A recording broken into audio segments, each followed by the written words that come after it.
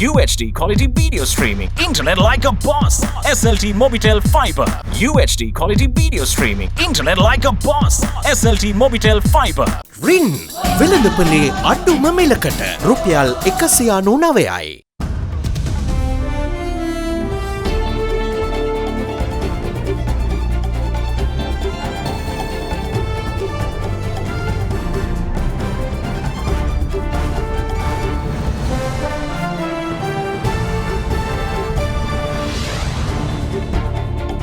Tonight, apathetic and lackadaisical, Colombo Archdiocese casts doubt over former Attorney General's motives when filing Easter attack charges.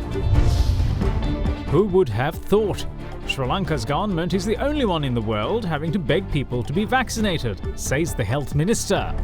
This Sunday, the 20th of February 2022. Nelly, මතකෙන් ගිලිහුණු black shiny කෙස් කලඹක රහස sunset black shine සමගින්. From AdaDerana. This is AdaDerana First at 9. Live from Studio 24 in Colombo.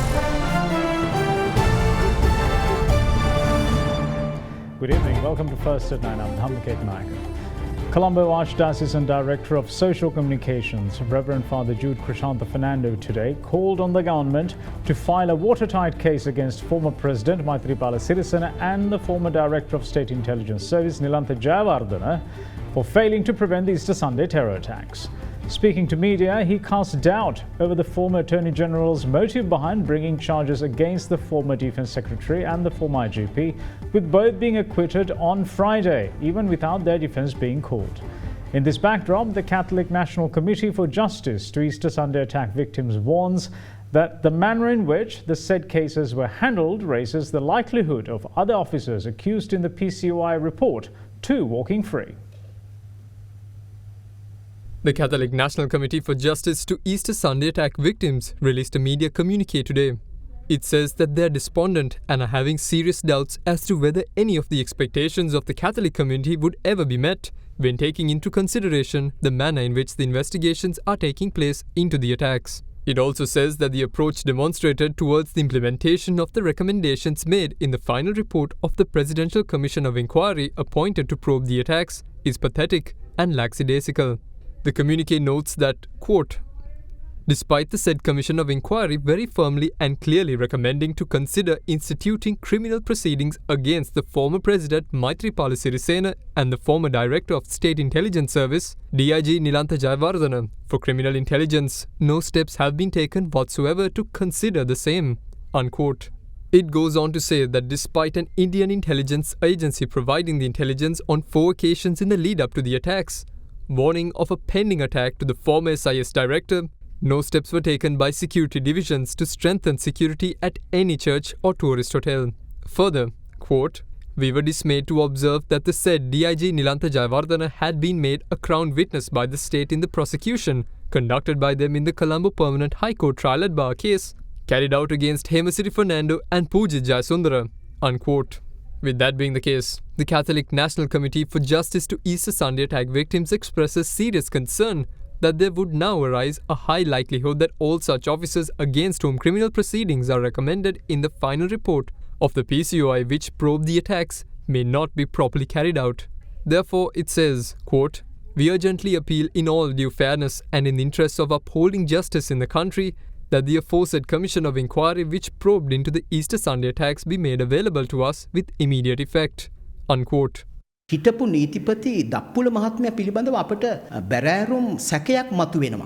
මේ නඩුව පැවරුවේ හිටපු නීතිපතිතුමා මෛත්‍රීපාල සිරිසේන මහත්මයාව බේරා ගැනීමේ ආරක්ෂා කර ගැනීමේ අදහසින්ද කියලා අපිට සැකයක් මතුවෙනවා. සැර බාල කරලා තමයි මේ නඩුව ඉදිරියට ගෙන ගියේ. ඉතින් ඒක නිසා ජනාධිපතිතුමාගෙන් ඒ වගේම වත්මන් නීතිපතිතුමාගෙන් මේ අවස්ථාවේ ඉල්ලා සිටින්නේ නැවත ප්‍රබල නඩුවක් දාන්න නිලන්ත ජයවර්ධන මහත්මයා ප්‍රධාන චූදිතයා විදියට දෙවැනි චූදිතයා පූජිතයා විදියට හිටපු ජනාධිපති මෛත්‍රීපාල සිරිසේන මහත්මයාව ඒ වගේම මේ පූජිත ජයසුන්දර හේමසිරි ප්‍රනාන්දු තවදුරටත් නීතියේ ප්‍රතිපාදන තියෙනවා නම් ඒ දෙදෙනාවත් ඊළඟ චූදිතයින් වශයෙන් නම් කරලා ප්‍රබල ආකාරයෙන් නඩුවක් ගොනු කරලා මේ නඩුව ඉදිරියට ගෙන යන්නට කියලා බොහොම ගෞරවාන්විතව ඉල්ලා සිටිනවා. රජයේ පැත්තෙන් කළ හැකි සියල්ල අපි කරලා තියෙනවා. ප්‍රධාන නඩුව තාම අහන්න පටන් අරන් නැහැ. බොහෝ විට ඒකේ මුනේ මොකද්ද කියන එක දැනගන්න පුළුවන් වෙයි.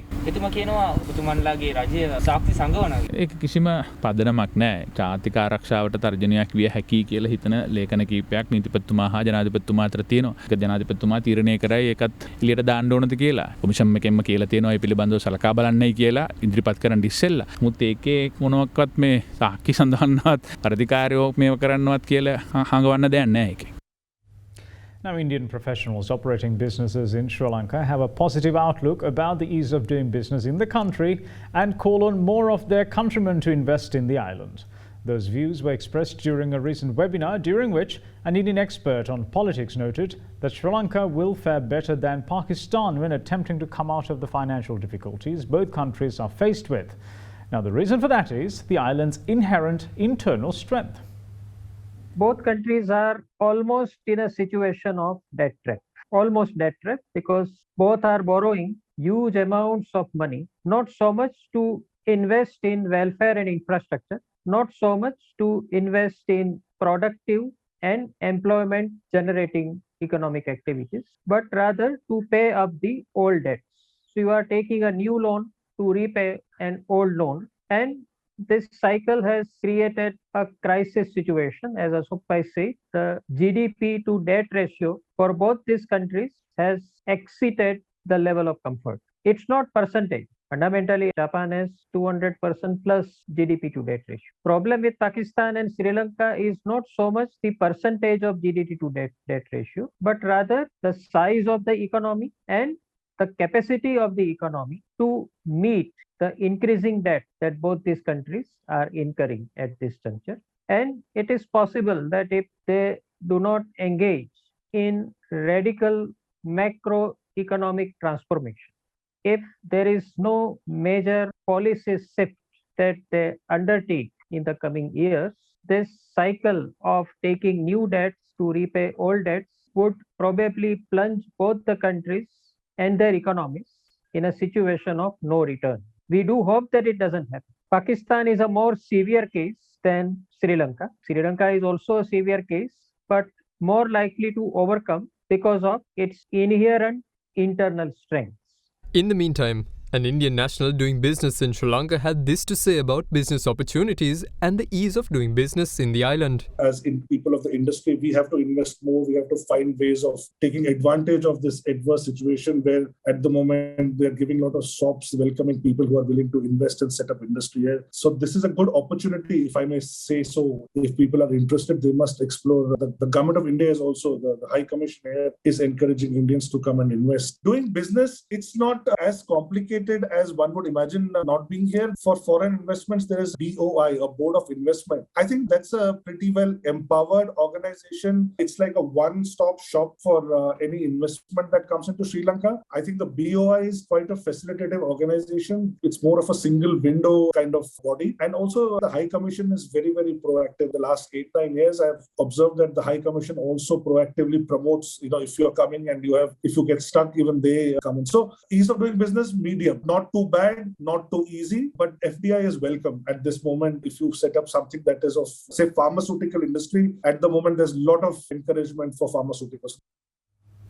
The Minister of Health is of the view that a bizarre situation has manifested in Sri Lanka, where the government is imploring people to be vaccinated with the jab provided free of charge, while people in other countries are having to do the opposite.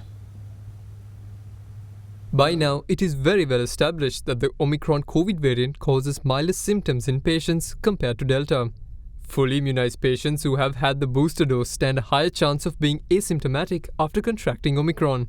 But the downside to this is that many COVID-infected patients would not know if they are infected and inadvertently spread the virus in the community, including to vulnerable groups. And those with mild symptoms such as a runny nose think it's a common cold and do not seek medical attention. But this is dangerous for people with comorbidities. මේ Omicron ප්‍රභේදයේ රෝග ලක්ෂණ ඉතාමත්ම පීඩාකාරී නොවන නිසා සංකූලතා සහ නිදන්ගත රෝග සහිත රෝගීන් පවා නිවෙස් වලට වෙලා සිටින බවට අපිට පැහැදිලි තොරතුරු වාර්තා වෙලා තියෙනවා. ඒ ඇත්තටම ඉතාමත්ම භයානක තත්ත්වයක්. මොකද නිදන්ගත රෝග සහ වෙනත් රෝග වලින් පෙළෙන අයට සහ විශේෂයෙන් බූස්ටර් මාත්‍රාව නොගත් රෝගීන්ට ඉතාමත්ම දරුණු සංකූලතාවලින් තමන්ගේ ජීවිතය අවදානමට ලක් වෙන්න පුළුවන්. රෝග ලක්ෂණ දැනෙන මුල්ම අවස්ථාවේදී ඔබ වහාම වෛද්‍යවරයෙක් කරා යොමු වීම අත්‍යවශ්‍යයි. එහෙම නැත්නම් නිවෙස්ගත රෝගී සත්කාරක සේවාව හරහා ඔබට වෛද්‍ය උපදෙස් ලබා ගැනීම පැහැදිලිවම කළ හැකි දෙයක්. එම නිසා වෛද්‍ය උපදෙස් නොගෙන නිවසට වී සිටීම වෙනුවට වෛද්‍ය උපදෙස් සඳහා වෛද්‍යවරයෙක් කරා යොමු වීම හෝ නිවෙස්ගත රෝගී සත්කාරක සේවාව හරහා සම්බන්ධ වෙලා ඔබේ ජීවිත අවදානම අඩු කර ගැනීම අත්‍යවශ්‍ය කාරණයක්. As such, the age-old message to complete the 2-dose vaccine regime and get the booster dose continues to be the mantra. Minister of Health Kehelia Ramukwala believes that many people only experience mild symptoms such as a cold following COVID infection is due to the successful vaccine drive carried out in the country. He noted that while people in many countries beg their governments to provide them with the vaccines, the Sri Lankan government is having to beg the people to get the vaccine provided free of charge. The health minister isn't wrong as the numbers show that this is the case. In over 3 months, only 6,462,786 people in Sri Lanka have received the booster dose. The number should be much higher. In the meantime, a study conducted in the US has discovered that COVID patients have high risk of suffering from incident cardiovascular disease after 30 days of infection. Incident cardiovascular disease is when a thin membrane that lines the inside of the heart and blood vessels, known as endothelium, gets damaged. The study says that among a host of heart-related problems that could stem from this are cerebrovascular disorders, pericarditis, myocarditis, and heart failure. We will see you shortly on the other side of this break. Stay with us.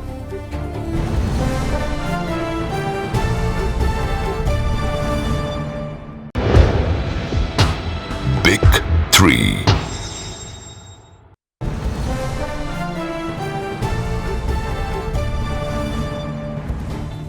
Welcome back. You're watching First at 9. Now, the World Health Organization chief says that strong governance, finance and systems and tools, I should say, have been identified as the most essential factors that must be considered when developing the global architecture for pandemic prevention, preparedness and response. High vaccine coverage in some countries, combined with the lower severity of Omicron, is driving a dangerous narrative that the pandemic is over. But it's not. Not when 70,000 people a week are dying from a preventable and treatable disease. Not when 83% of the population of Africa is yet to receive a single dose of vaccine. Not when health systems continue to strain and crack under the caseload.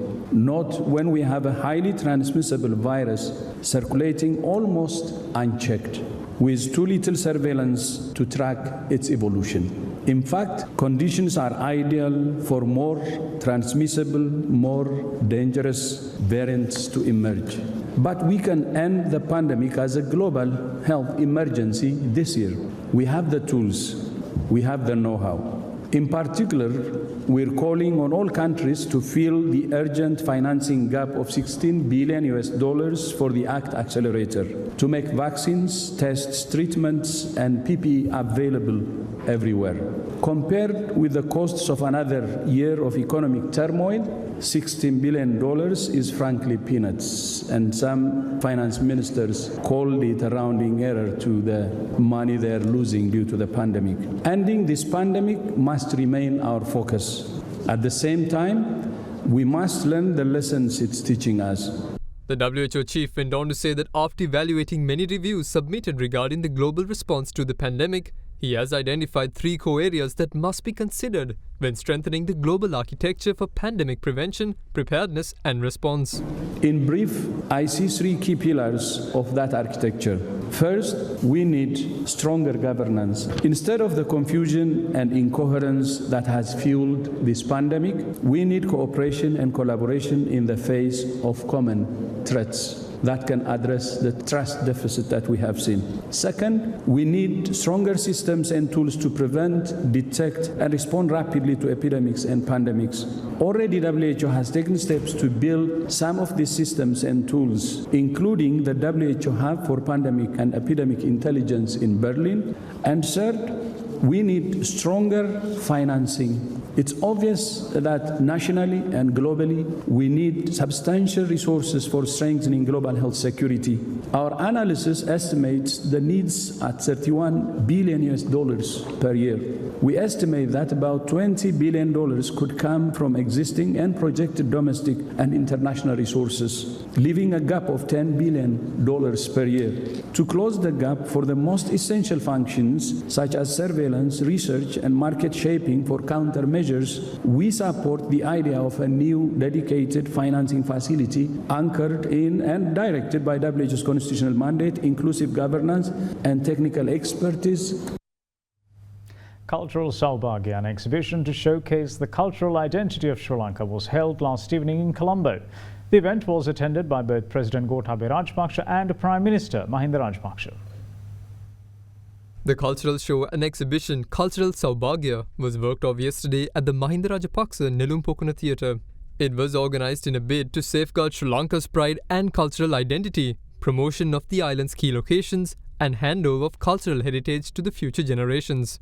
The cultural show was organised by the Ministry of Buddha Sasana, Religious and Cultural Affairs and the State Ministry of National Heritage, Performing Arts and Rural Arts, together with other relevant institutions. Both President Gotabaya Rajapaksa and Prime Minister Mahinda Rajapaksa also graced the event.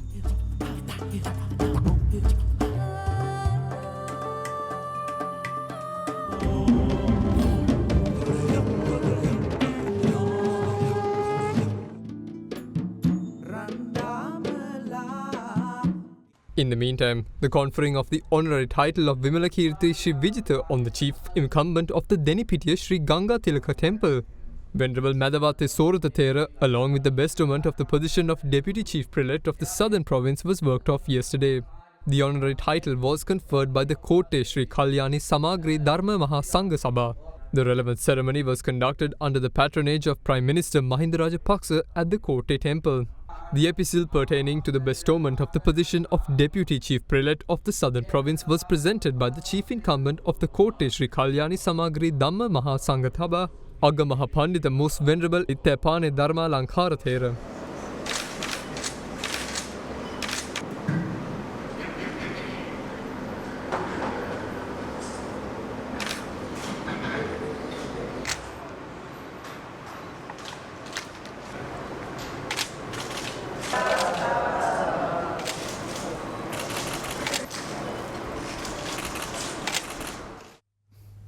Now then, the Public Utilities Commissioner announced today that there will be power cuts across the island tomorrow, with a 3-hour power cut in the southern province. The remaining provinces will, however, experience rotational power cuts between 8:30 a.m. and 7:30 p.m. Since last Friday, the national grid has lost over 400 megawatts of electricity due to the failure to operate generators, including the ones at the Sapugaskanda Power Station and the West Coast Power Plant in Kerawalapitiya. Despite such a shortage, the Public Utilities Commission said that there will be no power cuts during the weekend due to low power demand. They, however, did say that power supply plan from Monday onwards will be announced in due time. Today, the PUCSL said that necessary fuel to operate the halted generators was secured by the Electricity Board. However, PUCSL Chairman Janakarat Naik announced that rotational power cuts will take place between 8:30 am to 7:30 pm tomorrow, except in the southern province. In the southern province, a 3-hour power cut will be effective from 8:30 am and 4:30 pm. Inadequate electricity generation was outlined by the Commission as a reason for the implementation of power cuts. In the meantime, the Ministry of Public Services, provincial councils and local government says that a circular instructing government institutions and departments to take steps to use electricity and fuel sparingly will be issued tomorrow. As per the circular, state institutions and departments are to be instructed to minimize the use of air conditioners and unnecessary lights as much as possible, while they are also advised to refrain from using government vehicles for non-essential journeys. අපිට පේනවා අපි බලනකොට අපි ගිගවට් hours ගාන අපි කොච්චර කිව්වත් මේක අඩු වෙලා නැහැ. ඒ කියන්නේ පාවිච්චි කරන ප්‍රමාණය එහෙමම තියෙනවා. ඒ ප්‍රමාණය අනිවාර්යයෙන්ම අඩු විය යුතුයි. ඒ අඩු කර ගැනීමට අවශ්‍ය සියලුම සහයෝගය අනිත් රාජ්‍ය ආයතන වලින් පළාත් පාලන ආයතන වලින් ඒ වගේම පුද්ගලික අංශයෙන් සහ පුද්ගලයන්ගෙන් මේක අනිවාර්යයෙන්ම අපිට ලැබිය යුතුයි. එහෙම නැතුනොත් වෙන්නේ අපිට දීර්ඝකාලීන විදුලි කප්පාදුවකට යන්න වෙනවා ඉතිරි මාස දෙක ඇතුළත. නැවත වැසි ලැබෙනකන්. Now, President Gotabaya Rajapaksa believes that the shared values and mutual respect that have been the basis of the relationship between Russia and Sri Lanka should be used to expand into multiple areas of mutual interest to better the lives of the people of both nations. The head of state made these remarks in line with the 65th anniversary of diplomatic relations between the two countries. Sri Lanka marked its 65th anniversary of establishing diplomatic relations between Sri Lanka and Russia yesterday. In his message to mark the occasion, President Gotabaya Rajapaksa said that the abiding and vibrant relations between the two states have stood the test of time and has been mutually rewarding as well. The head of state noted that the shared values and mutual respect between the two nations have continued to flourish and grow, with the promise of expanding into multiple spheres of shared interest. President Gotabaya expressed his interest to continue to expand the existing strong relationship between the two countries and expand into new areas that would better the lives of the people of the country.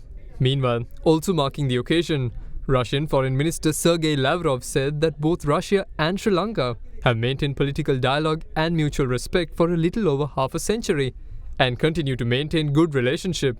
This, he said, is evident through the successful cooperation of both countries in the United Nations and other international organizations, and through the strong bilateral business relations the countries share.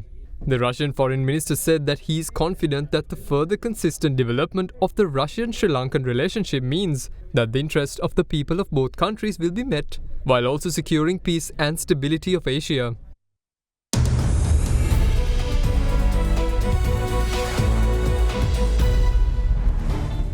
Welcome back. This is First at 9. Now, market analysts expect the Colombo Stock Exchange to be in the negative territory during the fresh week starting from tomorrow. The all-share price index lost 218.34 points to end at 12,134.04 last Friday, while the S&P SL20 index of more liquid stocks ended at 4,140.65, following a loss of 83.98 points. Now, with that, let's take a look at what we can expect at the Colombo Bourse in the coming week. We don't foresee the market to be on a positive sentiment considering the continuous negativity that we've witnessed over the last 1 week. We feel that it will take a bit more time for the market to start settling down. However, interest is likely to continue to be on the transportation and the capital goods sector, and in addition to that, the diversified financial segment are the ones that are likely to have a large amount of turnover and volume, and we feel that it could be mostly into the selling side with the overall selling pressure that is there in the market.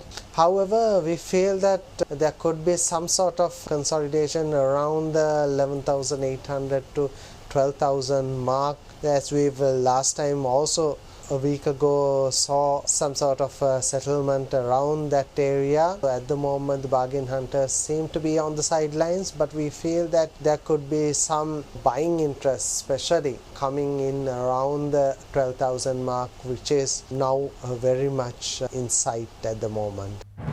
And that's it from all of us here at First at 9. Thanks for watching. Bye-bye.